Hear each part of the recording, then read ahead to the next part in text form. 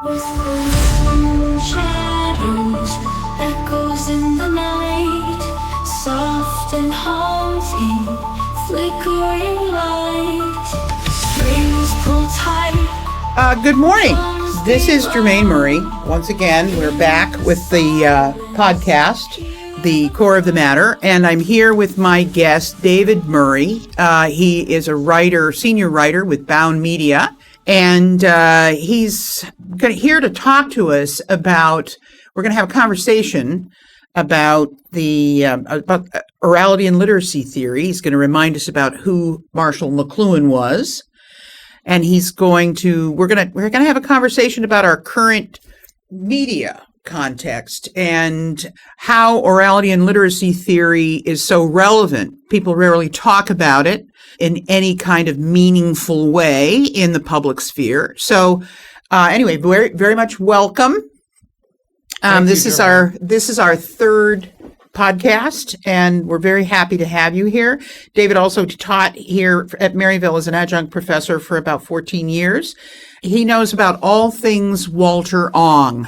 So if you could also maybe talk a little bit about who Walter Ong is, then tell us about Marshall McLuhan. Well, thanks, Germaine. As you know, Walter Ong is sort of the reason how we got together, because I moved to St. Louis to study with him after reading his book, Orality and Literacy. Now, before that, I had read books by a man who was very famous in his day, including media famous, named Marshall McLuhan, who was a Canadian whose writings on media caused somewhat of a sensation in the 1960s. Marshall McLuhan had taught at St. Louis University in the 1940s, where he and Father Ong worked together. And when I read his books, I saw that he made frequent footnotes and references to Walter Ong, which intrigued me. Right, I remember. Then I read Father Ong's book, and it completely changed how I looked at literature. It made me want to come here and study with him. I had been at New York University. That's true. You know, that's funny, because I also came to St. Louis University because of Walter Ong and Dr. McAvoy. So, yeah, that's very... I think we knew this way back when, but it's nice to remind ourselves of it. So could you tell us a little bit about Ong's theory about orality and literacy, and then launch into Marshall McLuhan too? So Marshall McLuhan, as I said, caused somewhat of a media stir. It was a little bit ironic because he was promoted by a couple of advertising executives who had run across his... He was a literature professor. And he wrote a book about advertising and media in the 1950s, at a time when very few academic scholars even considered that a worthy subject for academic scholarship. Right, he wrote a book called The Mechanical Bride about the rhetoric of advertising. And these two advertising executives were very intrigued by it. And so they promoted him and paid for a lot of lectures for him to go on this lecture tour. And the book was kind of picked up, and he became... You know how today we say internet famous? Yes. Well, they didn't have the internet back then, but he did become media famous in a way that very few academics did at the time. He was even had a cameo in a movie by Woody Allen, and he became like a buzzword. Oh, which movie was he in? That was in Annie Hall. Oh, that's right. That's right. Okay, got that. Okay. So right. There was a TV show called Laugh-In that had references to his work. You know, they had a hippie poet who came out and said, "Marshall McLuhan, what are you doing?" And he became kind of a buzzword. But when I started reading Father Ong's work, I realized that he really, Marshall McLuhan was developing a lot of his ideas from Father Ong's scholarship. Yes. And there was a whole group of scholars, of which Ong and McLuhan were two. Many of them were Canadian. McLuhan himself ended up teaching at the University of Toronto. He was Canadian originally. And the literary critic Northrop Frye was one. A Canadian scholar named Harold Innes was another one, who did important work on visual media and the graphic arts. Eric Havelock was another one who wrote about the revolution of thought and literacy in ancient Greece. And then Eric Havelock, too. Yeah. And then more recent. And Albert Lord. Right. And the scholar whose work was kind of the basis for what all these all these scholars were looking at was named Milman Parry, who had gone to Yugoslavia in, I think it was it the 1920s or the 1930s? It was the 1920s. To do recordings of oral bards in Yugoslavia reciting ancient epics because of his theories about literature. And he compiled a vast collection of these that is still in Harvard. Yeah, remember Harvard too, Ong University. would never say oral literature. He would say Right. the oral tradition. The Right. oral tradition, oral literature, that's one of the things he said. And Ong himself, he had grown up at the tail end of the tradition when Latin was still widely taught. Right. He learned his Latin in the public schools. It's amazing today for students to think that In the Kansas City public schools. the Kansas City public schools. And so he was at the tail end of a tradition that nobody knows about anymore, which is Latin literacy and education, That's which right. goes all the way back to the Renaissance and beyond. Yeah, and oral disputation and oral rhetoric. He Oral- learned all of those things. And so he really brings, so Ong wrote a number of books, right? He changed my life too. He changed the way I look at everything. It's the kind of theoretical position that changes how you literally view everything. And when he came out with Orality and Literacy, the technologizing of the word, I forget what year the book came out. It was in the early 80s, I think. I know when I came here to graduate school, I have read everything. We own, by the way, all of his books.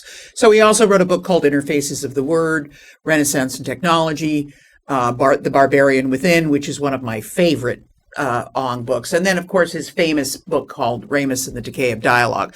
And then there are many more, incidentally. He also wrote a marvelous book on sociobiology, right?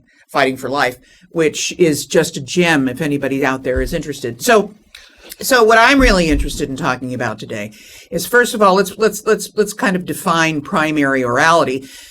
Primary orality is So, as you say, Orality and Literacy is his best-known work. It was Yes. It was meant to reach a general audience, It was- not just a scholarly audience. Exactly. And it's his best-known work today. And he sort of condenses all the work that he and these other scholars around him had been doing and makes it sort of accessible to a popular audience. Well, it's pretty accessible. I mean, if I can use it with undergraduates, they have a difficult time because he uses a lot of allusions and he quotes everybody under the sun. But he makes it very accessible. Yeah. His writing style is very clear. He doesn't use academic jargon No, at all. not at all. Some people find him intimidating because he just knows so much. The breadth of his knowledge is just. Well, that's the reaches way he everyone. was. I mean, you and I both knew him personally. I mean, that's the way he was. But he himself taught undergraduates until the end of his career and never disdained to teach undergraduates. And unlike both of you, some famous both you and I researchers. had him Right. in class. We had him in class. We got to know him personally. Oh, got to know him very, very well. Yes. And so primary orality is the state of a society that doesn't even know that writing exists. That's right. Okay? Right. These are early cultures, oral cultures, he calls them. He doesn't use the term primitive or savage or any of those terms that early 20th century no. anthropologists use. They're oral. In other words, their entire mentality is structured by the fact that everything they know has to only be transmitted orally and cannot be stored outside the mind. And that means several things. That means that everything has to be constantly repeated or it's going to be lost. Yes. Everything that an oral society knows. And it has to be, if you're in an oral society, you have to think memorable thoughts. You have to think memorable. So what are you And going you to have to- repeat? You're going to repeat things that you can easily remember. That's correct. And that means pithy sayings That's right. and tales with common story patterns. And in fact, folklorists have found that there are certain stories that have spread all over the world in every culture. We call them fairy tales. There was a guy named Monroe Edmondson who wrote a book called Lore. And the whole book was about how all of the stories that we see in fairy tales were found in every culture. There's Jack and the Beanstalk, there's Sleeping Beauty. I teach that course, you know that. All of these stories can be found in different forms with the same story pattern in every culture. So that proves that something about these story patterns stuck in the mind and every culture knows it. Yeah. So now these cultures, there aren't any primarily oral societies left. There are some with a very heavy oral residue, but every society, except maybe a few in the Amazon jungle and that The one on the Amazon. Andaman Islands, at least know that writing exists. They may not have writing themselves, but they know that the outside societies have it. So one of the things that Ong talks about is probably the greatest technology that's ever been invented, right? Is writing. And you know, if we would ask an audience, what do you think the greatest technology that's ever invented? They'd probably say the computer or something like that. But writing is most definitely a technology. He also talks about how the technologizing comes naturally to human beings, right? And when he was saying these things, it was not usual for academics to think like this or talk like this. They didn't think of writing as a technology. They thought of it as the preserve of, something separate from technology. That's right. That the priestly class of intellectuals. That's right. Did, and that was that was kind of a revolution for them to think like that. Ong had worked in a printing plant, by the way. Well, he was a printer as a teenager and knew all about the industrial side of printing. He was a letterpress printer. Right. Yes. He was a letterpress printer. You and I received his Christmas cards every year, which he did on a letterpress. And he never forgot that. When you and I took his course on bibliography, I had to compose in a composing stick. And I mean, because he wanted us to understand the mechanization of the word, which was the technologizing of the word, which was print. And one of the books he used to assign us in class was an IBM industrial handbook of how commercial printing presses worked. This was not the kind of thing that academics in his day usually assigned. No. But he didn't see that distinction between the academic side and the industrial side. No, he did not at all. So he had all those worlds. He had the world of industrialized printing, the Latin world of oratory and male combat in class, which he grew up with, because in his day, oral combat. In his day, I guess there were some women who were starting to take Latin, but as he points out in one of his books, for 500 years, Latin education was exclusively male. That's right. And it was a form of verbal combat.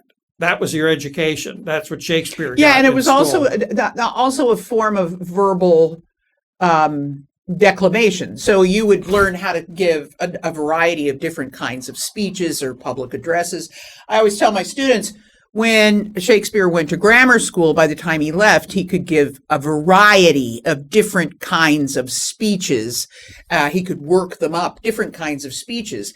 And that's what education was based upon. It was based upon writing, but a writing that had retained. That served oral performance. That's and right. You had to store it all in your head. When you were That's right. called in these classrooms to give a speech, there were no notes. I mean, you had taken notes before and studied them, but you didn't have them with you. Yeah. You didn't have them with you. There are lots of studies in our own day that show that public speaking, more people are afraid of public speaking than they are of dying. That's like the number one fear. I know. Can you imagine an education that was wholly based around public speaking and public combat and you had to speak fluently. You couldn't stammer. And this was how politicians in the 19th century still were trained too. Well, this is how politicians in certain parts of the world are still trained too. Right. If you look at England's parliament, and even if you look at the Canadian parliament, these guys know how to talk. They get up and they know how to speak. It's a lot more entertaining than it's much more entertaining US Congress. than they're reading from notes. They're reading from notes, and and I mean, yes, I'm not going to name names, but some of them just drone on and on. And so Ong was definitely a part of that oratorical tradition, which is pretty much gone. But what he was most interested in, wouldn't you agree, was the print revolution, and when print transformed the society, because all of his books is about how movement from orality to print, or writing to print culture. He calls writing culture chirographic culture. So you move from orality to the manuscript era. To the print era.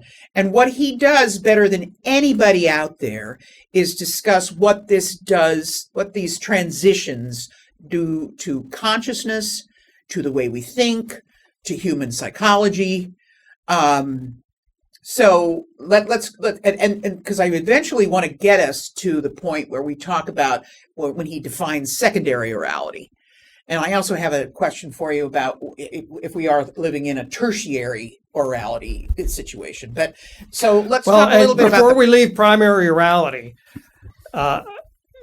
So there are virtually no or almost no primary orality societies left. In order to recreate them, it's an act of imagination. right. You can't.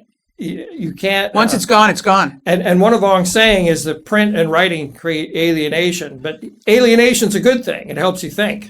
It distances you and helps you grab things that you can't see from the inside, but only from the outside. So there are things about, despite the fact that we can never go back and live the life of a primary oral person, we can imaginatively approach it from the outside and understand certain things about it. And that requires that we also distance ourselves from our own society with our own prejudices about literacy and what knowledge is and what reading is and what writing is. And he calls it the visual bias of print societies. We think of knowledge in terms of vision and things that can be seen and laid out. And that's not how oral people saw knowledge. No, oral people live in a world of sound. And in some ways, when he talks about the secondary orality that electronic media are bringing back, we're getting back to that to some extent. Because one of the things about With the difference, which primary we'll talk about. orality is that everything's in the here and now. Everything is about me now and my concerns. That's right. Even if it's in the past, even if we tell stories about the gods and heroes of the past and the ancestors, it all bears on what we're doing right now. Right and this if moment. it's not relevant to it, you drop it out of the tradition, and you don't even know that you've dropped it out of the tradition. There was a famous story by an anthropologist named Jack Goody, who was part of the group of researchers that associated with Ong. And he looked at field research when the British came to a certain country in Africa in the 1850s. There was a tribe that had 7 regions, and they had a founding myth about a king with 7 sons, and he divided up the territory among the 7 sons. Okay, and this was recorded by the visiting Europeans. So 70, and the reason they did this was because of land disputes. They didn't have writing, so all the elders would remember the story about the king and his 7 sons. And if there was a land dispute, they'd call the elder in and have him recite the story, and then they'd make the decision about who owned the land based on that. So 70 years later, 2 of the regions had been absorbed by others. Okay, so now there are only 5 regions instead of 7. This was the state it was called Ganja. And so the British again had to resolve land disputes, except this time the tribes people vigorously insisted that the king had only had 5 sons and he never had 7 sons. And the idea that he had ever had 7 sons was just white man's lies. They had dropped out the part of the myth that no longer was relevant to the way they were living their lives, and they constantly adjusted it. And that's why you have to be very careful when you're recording these stories. And Ong calls that homeostasis. In other words, all the oral traditions are always adjusting and updating to current realities. That's right. Anything that's not relevant gets dropped out. That's right. And That's right. so, you can record oral myths and narratives. It doesn't mean that there aren't bits of historical reality like trapped in amber in them. Yeah, that's right. But you have to be very careful. You do have to be very careful when you look at these narratives, from a literate scientific, perspective. But what I think is most interesting about oral peoples is you only have so much space, and that's in your mind, right? And so you can't remember everything, and so things have to drop out. It's very hard for us to imagine that kind of mentality, because with our devices, with the actual, people don't like to think of books as pieces of technology, but they are. They're actually storage devices in many ways. And I still don't think we've improved upon in any way the physical book as a storage device. And so you can, Plato always said, literacy destroys memory. And Ong talks about that. And Plato it's so funny that he would be critical of that, because he was one of the most literate people in the history of the world. But he could see what the primary orality dynamic was, and he had great concerns about it for all kinds of reasons. So what I'm really interested in too, in ancient Greece is possibly one of the most literate cultures that have ever existed, even to this day, because without technology, what they figured out about the nature of the world and about being, they did purely by brain power. Well, the technology of writing, as you said. Well, the technology of writing. Well, yeah, but without, I'm talking about optics, the cosmographers, et cetera, et cetera. So, let's talk a little bit about, okay, this are we ready to talk about this transition to writing, right?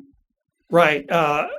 You talked about the technology of writing in ancient Greece, and one of the things that Havelock points out in preface to Plato was that it was alphabetic writing. Right. It was not all forms of writing are alphabets. Right. The Chinese is an ideograph, where a symbol stands for a concept or an idea, Right. and it can be pronounced many different ways. So the fact that you can read Chinese doesn't mean you know how to speak it in a way that would be mutually intelligible necessarily. Well, also Chinese. What does Chinese have? 45,000 different characters. 45,000 characters and dozens of different dialects. Right. That no. Well, the you're right. separate languages and separate languages. Separate languages. Like it's like with Arabic numerals. An American or an English person reads 1, 2, 3, 4, 5, 6, 7. A German says 1, 2, 3. Mm-hmm. The visual characters are all the same, but the way you pronounce them is completely different. That's the way it is with Chinese. So there's still a lot of context. Some alphabets started out as purely consonantal, like Hebrew and Arabic. So only the consonants were written still down. are. And still are. And because of the structure of the language, if a different vowel makes it a completely different word. Well, what he also makes the point, and he's not the only one to make this point, but and a lot of, I've read a lot of books on the history of writing, and so have you. But one of the big points that Ong makes is that the alphabet was invented once. Right. That's very important. The idea, the alphabet was invented once, and every other culture that came up with alphabets, it was after a contact with another culture that had it. That's right. That doesn't mean that the alphabet itself was derived from the other culture, but it means they got the idea from another culture. They realized that there was, so the alphabet. Or they adapted it. It's either or, yeah. But to our knowledge, and no culture independently came up with the idea of the alphabet that didn't have a prior exposure to another culture that had it. Yeah, to our knowledge. Yeah. Who knows what we'll find out in the future, right? Now, that didn't mean you had to copy the neighboring culture's alphabet, but you got the idea of it from them. Well, the adaptation, too, that Ong points out, the adaptation of the alphabet, which really transformed literacy and or really transformed, human consciousness, was the alphabet and the invention of the vowel. The vowelization, Havelock thought was very important because it means that the writing is more explicit. With Hebrew and Arabic, they eventually had to come up with vowel points for children when they taught children to indicate which vowels were supposed to be there, because you still didn't get everything with the writing. You got where it was going, but there was a lot of oral knowledge that you still had to know in order to know which vowel and which word order was appropriate. And so they had to come up with vowel points. With vowelization in the Greek alphabet, it's much more explicit. You can write something down, and then the recipient of your message can read it off the same way that you wrote it. Well, the implication of that, because since you mentioned children, the implication of that is that reading and learning how to write becomes much simpler because you have the addition of vowel symbols, right, to the alphabet. And also the alphabet could be anywhere between, depending on which adaptation of the alphabet we're talking about, 23 to 28 characters, right? So a child can right. We start off to this day. We teach kids their ABCs, and that's what they did in ancient cultures too. That is the basis of literacy, absolutely. So it actually, what the vowels did, what the Greeks did for the world, was democratize the ability to read and write. Right, because as Ong points out, with a vowelized alphabet, you can teach it to any young child who's smart enough. They don't have And to any be child can learn how to. They don't have to yeah. be from the noble class. In the Chinese tradition, they had a whole class of highly educated mandarins. It took them years of study to even begin to master the Chinese writing and calligraphy, and you could spend a lifetime on it and never learn everything about it. Well, you could spend a lifetime. I mean, when you're talking about 45,000 characters, there wasn't probably a single person that knew all 45,000 characters. So when I say democratize, I mean anyone who could be taught could learn how to read or write. And this is really the very basis, of the sort of miracle of classical Greek culture. And and because we still consider it one of the most literate in the history of the world. A second very literate culture, well, Chinese culture, very literate, but only a certain segment of the culture. And that, to them, that was a feature, not a bug, because they wanted to keep the literate class, these elite bureaucrats, That's right. and they wanted to keep others out, and they didn't want people who weren't of that class to necessarily. That is exactly right. So it's also England, same thing. England, the English were considered one of the most literate, the Elizabethan English and the Jacobean English, one of the most literate societies.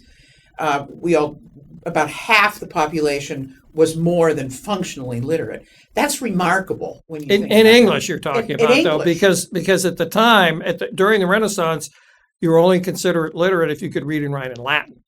If you could read and write your vernacular language, you weren't necessarily considered literate. Well, they were also having arguments about that, right? Yeah. They were having arguments because English was asserting itself as a global language because of exploration, because of the beginning of imperialism, Elizabethan imperialism. So that's clashing.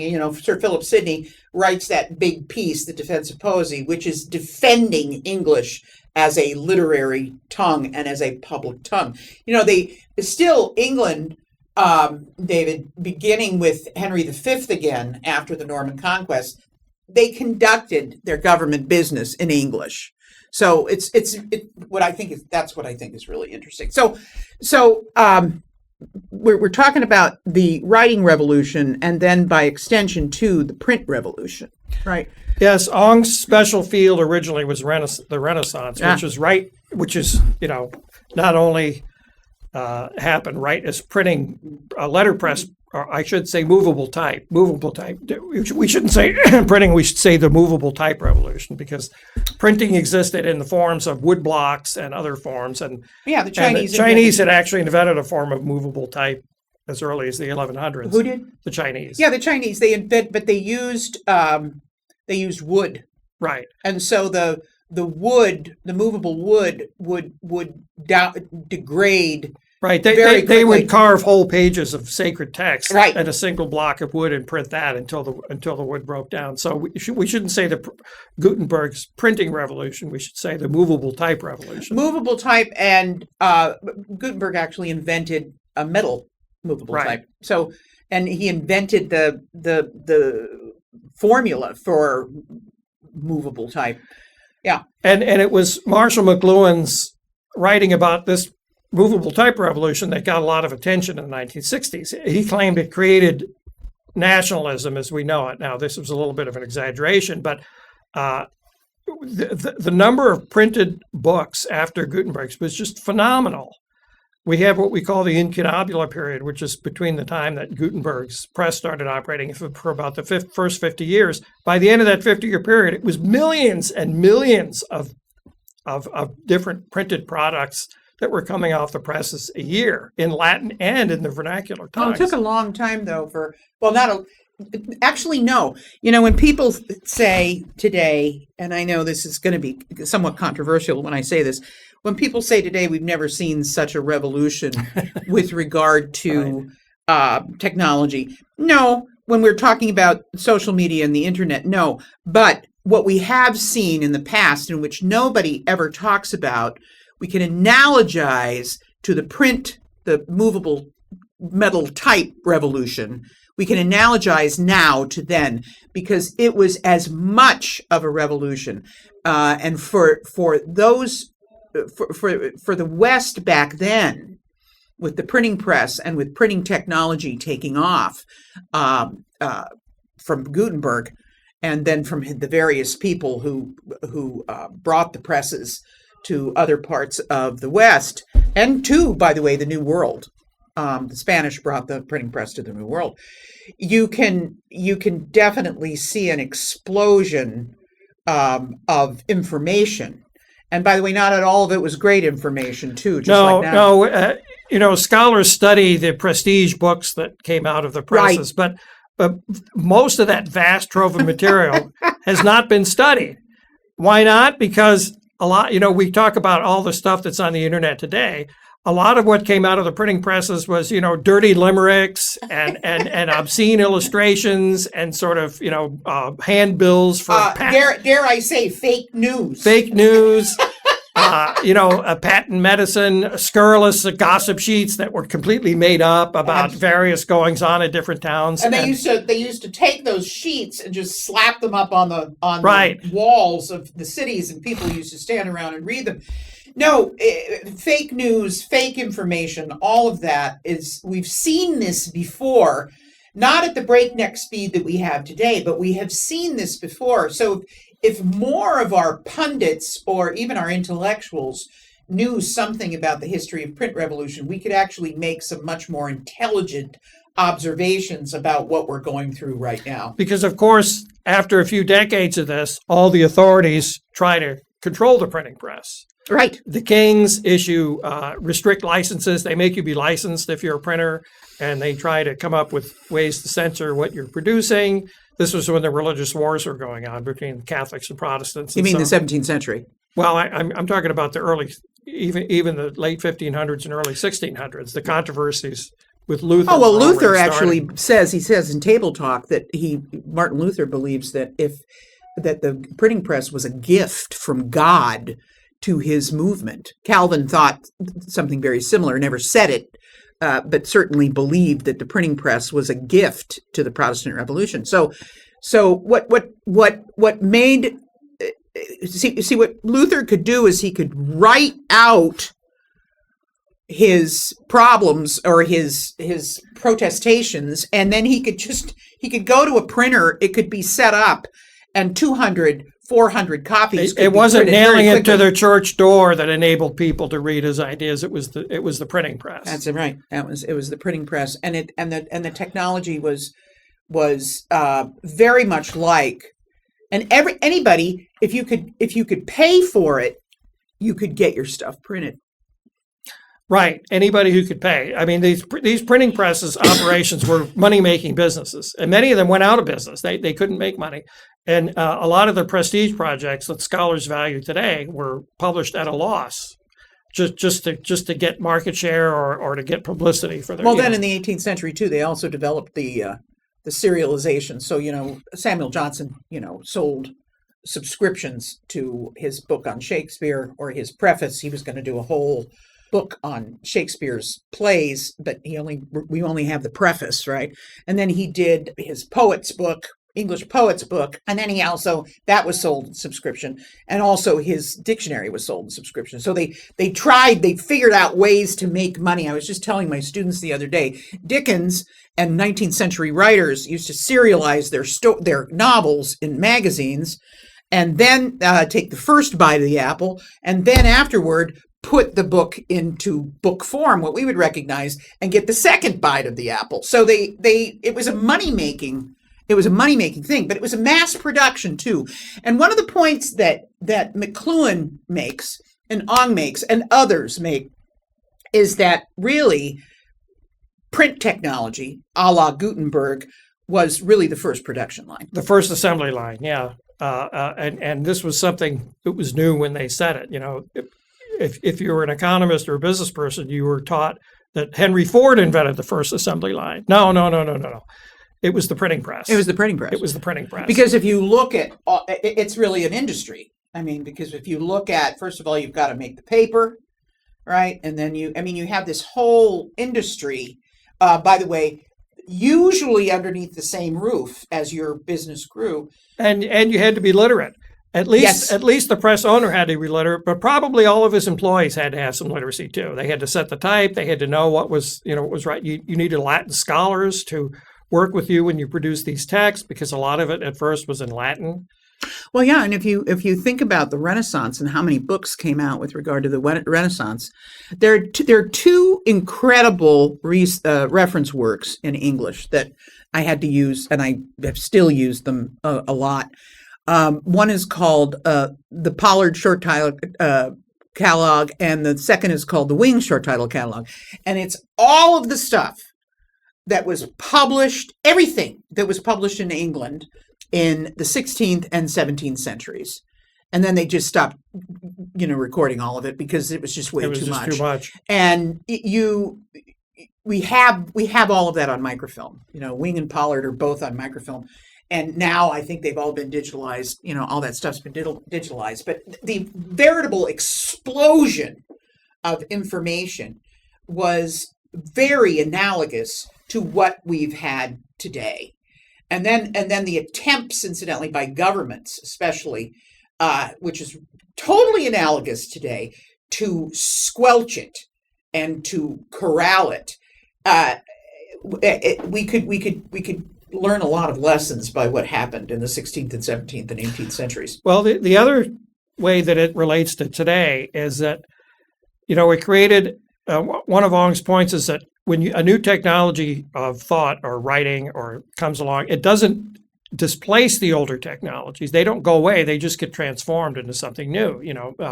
The printing press enormously expanded the requirements for literacy, and handwriting developed. And so handwriting was more important than ever. It wasn't the old manuscript handwriting that the monks used to do. They developed different forms and made it easier for ordinary people. They standardized it. They standardized it, and quill pens came in, and ways to make it more cheaper and more. You had calligraphy handbooks in the 17th and 18th century teaching ladies, highborn ladies, how to write letters and all this kind of stuff. But one of the things that all that flood of information causes is a huge amount of anxiety among people, because in oral societies, okay, so something in your myths or traditions you don't need anymore, you just forget it. It drops out. Okay, it's gone. That's right. That king had 5 sons. He didn't have 7 sons. Where'd you ever hear such a story? But with print, that all those things hang around, and that flood of information. If you're an aspiring poet, you've got to compete with every poet that's ever come before you, and their books are all out there. And that created tremendous anxiety, just like the flood of information on the internet today is credited with creating a lot of anxiety, in analysis paralysis and information paralysis, and just general anxiety among people who are exposed to too much of it. The same thing happened in the Renaissance. Yes. Oh, absolutely. Yes. And the Renaissance and the 17th and 18th centuries and the 19th centuries, absolutely. And the figure of the, screen obsessed computer nerd, they had that in the Renaissance, which was the poor scholar. A lot more people went to college. Most of them stayed poor and never got the higher degrees. They became what Ong calls arts masters. That's right. Which is they had enough Latin and enough college where they could go teach at a school somewhere, usually for a pittance of wages, and more of those schools were required because the growing, expanding royal bureaucracy and other institutions needed people who were literate, in Latin or in the vernacular languages. And so these arts masters went all over Europe and taught at local schools or royally chartered schools or wherever they could find a job. But that became a standard figure in the literature at the time as the poor scholar who doesn't eat, but he saves all his money to go buy a book. Well, that's Chaucer's student, right? Takes us to his attic room, and people made fun of these guys all the time. Yeah, that's absolutely. They were true. the computer nerds of their day. No, the analogies we can go on and on. Absolutely. Well, let's if we can, let's make the jump to from literacy. So let's make the jump to secondary orality. So who is the person who actually coined the term secondary orality? Do we know that? I thought it was Ong. Was it himself. Ong? Yeah. Okay. Secondary orality, because a lot of the features of primary orality are sort of reproduced in the secondary orality. With a difference, though. This is with really what I want to talk because about. in primary orality, it's all sustained by speech. Okay. The sense of immediacy, the sense that everything is centered on us and it's happening right now. Ong talks about the sound world and how sound operates differently from sight. When you learn something by sound, you are the center of this big world and it's all coming to you. And he used to have the famous saying that he would always repeat in class. I remember this. You can see a buffalo, smell a buffalo, feel a buffalo, and even taste a buffalo, and the buffalo can be dead. But if you hear a buffalo, you're in trouble because it means that power is activity is happening. And so that sound world has a sense of urgency about it. When you learn something by hearing and sound, it's different from saying it. Vision, it's a dead world. It's dead. And if you analogize all your thoughts by vision, as Ong used to say, it's all spread out. You're looking at it linearly, and it can be dead. But if you hear something, there's much more of a sense of urgency about it. And, because it goes out of existence. And in this social media world that we're in, even though we're reading a lot of it on screens, it operates somewhat like a secondary, orality. That it's all happening right now. It's all urgent. That's where he got it is all urgent. I mean, that's how we act in this particular context in which we're living. We act like it's all urgent. Look at the way the news is presented, the urgency every day, the alert. We are acting like everything is urgent, and which brings about a kind of sense of catastrophization. I mean, everything's a catastrophe, and the world is going to fall apart in an instant. And that, and to me, that is one of the attributes, I think, of this secondary orality. But secondary orality, let's make this very clear, is based upon print culture. And literacy. Because it's all, there were highly educated, literate people who created the internet and who wrote the algorithms and did the code that create this world. And it's all planned. It's not the primary orality society. The primary oral mindset is because they didn't have an alternative.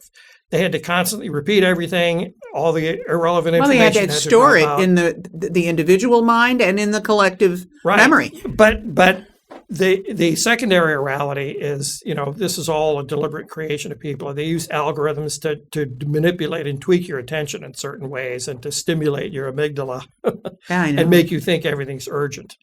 Yeah, right. So it's definitely with a difference too. The other thing about, and correct me if I'm wrong here, because I really want to work this out, because I think there's a lot of really good critique that could come out of this discussion. But it seems to me too that primary orality, everything, if a culture or a society was going to change, there had to be kind of a consensus about it, about what was going to change, how they were going to rule themselves, how they were going to stay a community, how they were going to maintain that homeostasis, right? Right, and if you look at it was public discourse. If you look at oral cultures, what we used to call primitive cultures, but they weren't primitive at all. Not a bit. In many not ways. A bit. Right. And how they made decisions. The leaders among them, the wise men and the wise women, were the ones who focused the tradition in ways that enabled the collective to make a decision. Yeah, right. And also argumentation and debate. We would call it argumentation and debate, and they would call it simply getting up in the midst of the public sphere. The ancestors were always a big part of it, consulting the ancestors. And there'd be, they'd have these meetings where everybody would pitch in and have a say. And then the leader or the wise man or the teller of tales would eventually come up with some saying that articulated the collective wisdom, and everybody would go along with it. And there was a break. And when I say a break, a BRAKE, there was a break on. And it's not that oral societies were somehow these utopian societies, not at all. But there was a break on, how should I say this, uncivil discourse, because everybody had a chance to say. I mean, it's the Greek agora, right? It's Hyde Park corner in England. You have a right to your say, and then the collective kind of has to be developed. The collective, what's best for the collective. Well, I'm glad you brought this up because, as you know, my dissertation topic of the trickster in oral tales was directly inspired by Ong, because all cultures have these trickster figures who actually they articulate the tremendous anxiety oral cultures have about remembering things because they violate all those norms. Yeah, They're the that's right. speech challengers. That's right. They speak in inappropriate, incorrect ways. They don't remember things from 1 minute to the next. And, they violate all the norms, including norms of masculinity and femininity. Even though they have tremendous power and they often create things by accident and reversal in the culture, sometimes they're gods in the pantheon. They have a trickster god like Loki. Mm-hmm. But their main function in the society is to be a challenger of ritual order and speech. And they're not supposed to be role models. You're supposed to reject them because they don't, But they're also oftentimes very funny. They're very funny Comedic. because humor and anxiety go together. Yes. Wherever you have lots of anxiety, you have humor because you're exercising the anxiety. I sure wish that we way. could remember that today, but whatever. But humor, there's always anxiety behind humor. Whenever you're joking about something, you're exercising anxiety about it. And so trickster stories, and that was the way that oral societies used to teach young people too. Oh, right. They tell them these trickster stories and get them to laugh at the trickster. And we often misunderstand these trickster figures. I've read modern scholars that write about them, and the main point of difference that I argue against some of the modern interpretations is that you never identified with the trickster. He might be a god in your pantheon. You might have to be aware, that he is influential often. He's not a role model. He's somebody that you reject through laughter, Right. because he violates all the norms. Right. And oral societies are about upholding the norms. They don't, Oh, it's absolutely crucial. they don't see, when you have print society and everything's out there stored outside you in print, especially since the Romantic Revolution, we tend to see norms as these oppressive outer structures. Structures is a term we use that impinge on you, and you can rebel against them and run away, and they're still going to be there. We call them structures and constructions. Structures, Yes. that's a visual metaphor. Yes. A structure Yes. is visual. It's there outside you. Oral societies don't see norms that way. The minute you stop repeating what you know, it vanishes forever. That's right. It's gone. There's nowhere to store it. And so there's tremendous anxiety about remembering. And that's one of the reasons why they're so conservative. They're conservative not in the political sense. No. They're conservative as in the original sense. Keep of what we've conserve. got. Keep what Conserve. we've got. We don't- Because stability and homeostasis depends upon it, the stability of the society.